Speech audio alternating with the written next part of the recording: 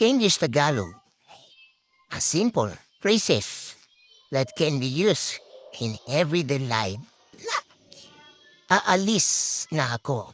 I'm already leaving. Ano na? What's up?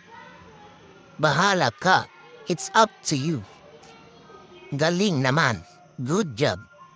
Ingat ka. Take care. Mahal kita. I love you.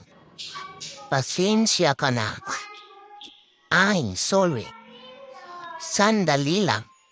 Just a moment. Sarap naman. Mmm, delicious. Tayo na. Let's go. That's all for the simple phrases. Thank you for watching.